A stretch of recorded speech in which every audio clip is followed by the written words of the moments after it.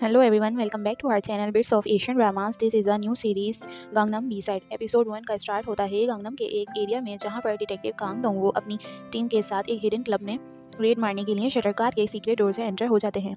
अब वो वहाँ पर सब लोगों को अरेस्ट कर लेते हैं क्योंकि उन सब ने ड्रग्स ली हुई थी। अब वहाँ की जगह खाली होने के बाद उन्हें एक बेसमेंट पर शक होता है, लेकिन चीफ आकर उनका ध्यान भटकाने की पूरी कोशिश करते हैं, लेकिन उसके बावजूद डिटेक्टिव दोंगो उस जगह का गेट खोल देते हैं।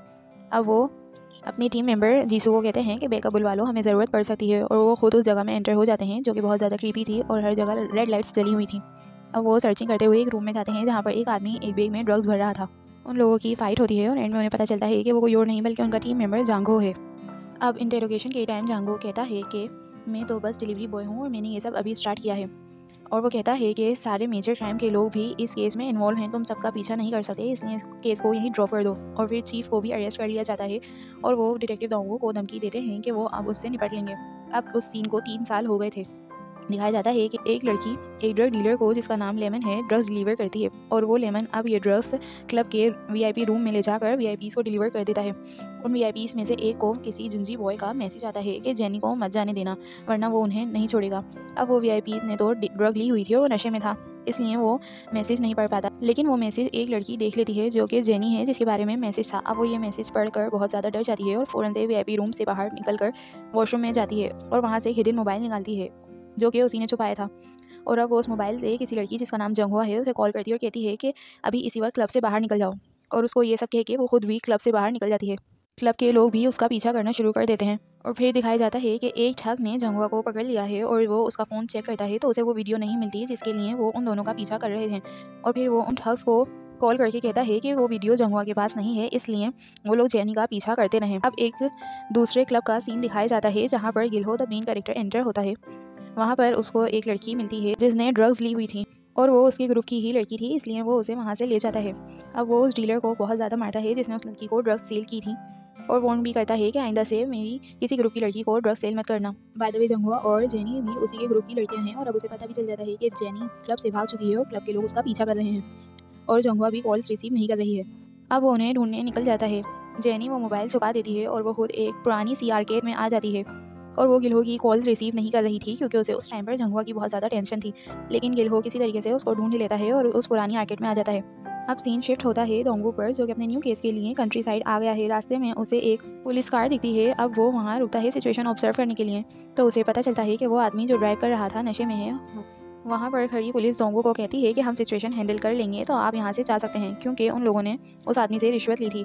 लेकिन फिर भी डिटेक्टिव दोंगो उसकी कार चेक करते हैं तो उन्हें वहाँ ड्रग्स मिलती हैं। अब दोंगो रिश्वत लेके चुप रहने से मना करता है तो वो आदमी दोंगो को पंच मारता है, लेकिन दोंगो उसको ज़्यादा पीटता है और फिर अरेस्ट भी कर लेता है। और अब वो स्टेशन आ गए थे जहाँ पर एक ऑफिसर कहते हैं कि तुम्हें उसको मारना नहीं चाहिए था क्योंकि वो मेयर का नीफ्यू है। अब थोड़ी देर में स्टेशन में कमिश्नर मून आते हैं दोंगो से बात करने के लिए। उनकी कन्वर्सेशन से पता चलता है कि कमिश्नर मून दोंगो के मेंटोर रह चुके हैं। वो कहते हैं कि तुम अपना टैलेंट इस छोटे से टाउन में छोटे छोटे केसेस पे ज़ाया नहीं कर सकते, और वो उन्हें गंगनम मिसिंग केसेस की फाइल से कर कहते हैं कि गंगनम वापस आ जाओ। और ये क्लियरली दिख रहा था कि दोंगो वहाँ पर नहीं जाना चाहता, और वो ये सब कमिश्नर मून को कहता भी है। कमिश्नर मून कहते हैं कि जिन पुलिस ऑफिसर्स पर तुम्हें शक था वो पकड़े जा चुके हैं, और वैसे भी वो बस उस कंपनी के लिए काम करते थे। कमिश्नर मून कहते हैं कि तुम्हें तो तुम्हारे काम पे इतने सारे मेडल्स और शाबाशी मिल चुकी है, लेकिन अब तुम इस तरीके से बिहेव क्यों कर रहे हो।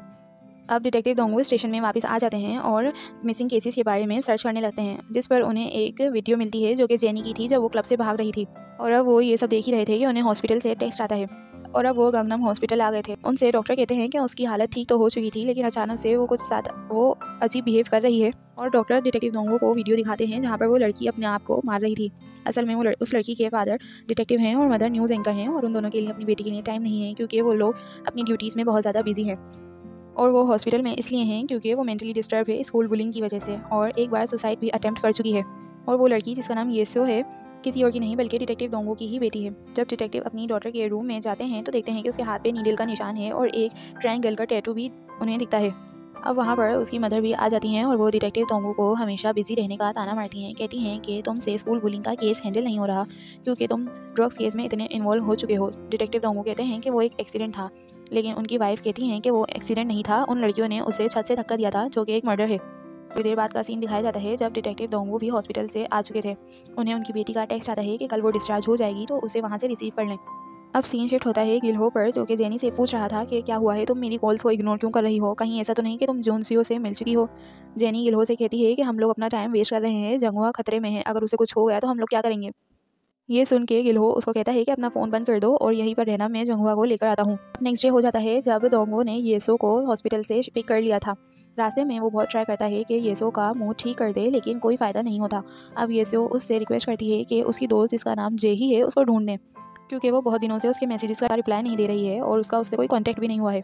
लेकिन वो ज़्यादा इंटरेस्ट शो नहीं करते, जिस पर येसु कहती है कि आप बस प्रिटेंड करते हैं कि आपको मेरा बहुत ज़्यादा ख्याल है। तो कहती है कि आपको उसे ढूंढना होगा क्योंकि मैं उसके बगैर नहीं रह सकती, और वो अपनी फ्रेंड की एक पिक्चर अपने फादर को भेज देती है। फोटो में वो नोटिस करता है कि उसकी फ्रेंड के हाथ पे भी वही सेम टैटू है जो कि येसु के हाथ पर था। अब 1 साल पहले का सीन दिखाया जाता है जहाँ पर येसु ने जेही और अपने फादर की मीटिंग अरेंज करवाई थी, क्योंकि जेही को हेल्प की ज़रूरत थी। अब वो ऑर्डर देने चली जाती है। उसके फादर जेही से पूछते हैं कि तुमसे क्या गलती हुई है, मुझे बता दो, मैं तुम्हारी मदद करने की पूरी कोशिश करूंगा, या तो अगर तुम्हें कुछ पैसे चाहिए तो मुझे बता दो। ये सुनकर जेही गुस्सा हो जाती है और कहती है कि मैंने कोई गलती नहीं की है, और ऐसा प्रिटेंड मत करो कि तुम्हें मेरी जैसी लड़की की फिक्र है। तुम्हें अपनी बेटी को अच्छे से ट्रीट करना चाहिए। आप डिटेक्टिव उससे, बाय द वे जेही ही जेनी है जो कि क्लब से भाग गई थी। आप डिटेक्टिव उससे कहते हैं कि तुम्हारी बुलिंग की वजह से उसको क्या क्या सहना पड़ा था, और तुम उसको अपना फ्रेंड कहती हो। ये सब सुन के वो वहाँ से चली जाती है। अब ये देख कर पीछे चली जाती है। और अब सीन प्रेजेंट में आता है जहाँ पर दोंगो अपनी ओल्ड कुलीग जीसू को बुलाता है और उससे जेही के बारे में पूछता है। अब वो उसकी इन्फॉर्मेशन चेक करती है तो उसे पता चलता है कि उस पर सिर्फ चोरी का इल्ज़ाम है, और अब वो उसका टैटू देखकर बताती है कि हमने थोड़े दिन पहले एक ठग ग्रुप को पकड़ा था और अब वो छूट गए हैं और स्पाई कैमरा का बिजनेस कर रहे हैं, और उन्होंने गंगनम के हर बार और वॉशरूम में स्पाई कैम लगाए हुए हैं। और उन वीडियो में से एक वीडियो डिटेक्टिव को दिखाती है जिसमें एक लड़की नशे में होने की वजह से वॉशरूम में बेहोश हो जाती है, और उसके हाथ में भी वही सेम टैटू था। अभी थोड़ी देर में एक आदमी आता है और उस लड़की को लेकर वहाँ से चला जाता है। अब वो लोग बाहर की वीडियो देखते हैं तो उन्हें दिखता है कि उनके साथ एक लड़की भी है जो कि जेही है, और डिटेक्टिव दोंगो गिलहो को देखते हैं और उन्हें कुछ याद आता है। अब 3 साल पहले का सीन दिखाया जाता है जब वो लोग ड्रग रेड मार रहे थे। वहाँ पर गिलहो एक आदमी को पीट रहा था क्योंकि उसने उसके ग्रुप के मेंबर को अब्यूज़ किया था, लेकिन डिटेक्टिव उसको छोड़ देते हैं क्योंकि वो सिर्फ ड्राइवर था और वार्न करते हैं कि आइंदा से मुझे नहीं दिखना। अब सीन वापस से स्टेशन में शिफ्ट होता है। जीसू जोंगो को कहती है कि लाइसेंस प्लेट चेक नहीं कर सकती क्योंकि प्रोसिक्यूशन की तरफ से एक्सेस ब्लॉक कर दिया गया है, और वो कहती है कि चीफ प्रोसिक्यूटर ने गंगनम मिसिंग केस किसी रैंडम प्रोसिक्यूटर को दे दिया है और वो लोग केस की फाइल भी किसी को नहीं दे रहे। अब उस रैंडम प्रोसिक्यूटर जिसका नाम मिन स्योजिन है को दिखाया जाता है, जो कि अपने असिस्टेंट्स को कहती है कि मैं केस फाइल्स अकेले रीड करूँगी तो आप सब जल्दी घर चले जाइएगा, मुझे डिस्टर्ब मत कीजिएगा, और वो केस फाइल्स स्टडी करना शुरू कर देती है। अब सीन शिफ्ट होता है लेमन पर, और वहाँ पर गिलहो आ जाता है। उससे जंगवा के बारे में पूछता है। थोड़ी मार खाने के बाद वो बताता है कि जंगवा अभी ग्रैंड बिजनेस होटल में होगी, वहाँ कोई इवेंट होने वाला था और वो अब स्टार्ट भी हो गया होगा, इसलिए तुम्हें जल्दी से वहाँ जाना चाहिए। जंगवा को दिखाया जाता है जिसको वो ठग एक रूम में ले जाता है जहाँ पर VIPs ऑलरेडी मौजूद थे। अब वहाँ पर एक आदमी आता है जिसका फेस तो नहीं दिखाया जाता, लेकिन उसने वाइट स्नेक लेदर शूज़ पहने हुए थे, जिसे देखकर जंगवा बहुत ज़्यादा डर जाती है। अब सीन कट हो जाता है। अब थोड़ी देर बाद का सीन दिखाया जाता है जब उस कमरे में हर जगह खून है और जंगवा की डेड बॉडी पूल में पड़ी हुई है। वहाँ पर गिलहो भी आ गया था और यहीं से एपिसोड 1 एंड हो जाता है। एपिसोड 2 के स्टार्ट में क्लीनिंग क्रू को दिखाया जाता है जो कि उस रूम की सफाई करने के लिए आए थे, लेकिन वो लोग देखते हैं तो वहाँ पर जंगवा की बॉडी मिसिंग थी। अब वहाँ से सीन शिफ्ट हो जाता है एक सेलिब्रिटी पर जिसके फैंस उसके लिए बहुत ज़्यादा चीयर्स कर रहे थे और वो अपने फैंस से बहुत ज़्यादा अच्छे से मिल रहा था। अब वो जैसे ही कार में बैठता है और कार का गेट बंद करता है, उसके बाद फ़ौरन से वो सारे गिफ्ट्स को पीछे फेंक देता है। अब उसके पास उसी ठग जिसका नाम साइकी है उसकी कॉल आती है और वो कहता है कि बॉडी मिसिंग है। वो सेलिब्रिटी उस ठग साइकी को कहता है कि जेनी को ढूंढो। अब उसकी कार कहीं और आकर रुकती है। वो पहले ड्रग्स इनहेल करता है और फिर कार से उतरता है। उसके सारे फैंस वहाँ मौजूद थे। कहा जाता है कि उसने वही वाइट लेदर शूज़ पहने हुए हैं जो एपिसोड 1 के लास्ट सीन में दिखाए थे। अब दिखाया जाता है कि जंगवा की बॉडी सबवे स्टेशन पर रखी हुई है। अब दोंगवू भी स्टेशन वापस आ गया था, लेकिन उसकी टीम के सारे मेंबर अजीब बिहेव करते हैं और उनमें से एक उसको इन्वेस्टिगेशन वगैरह से दूर रहने के लिए कहता है। इन Dongwoo is not a detective who drop the case like this.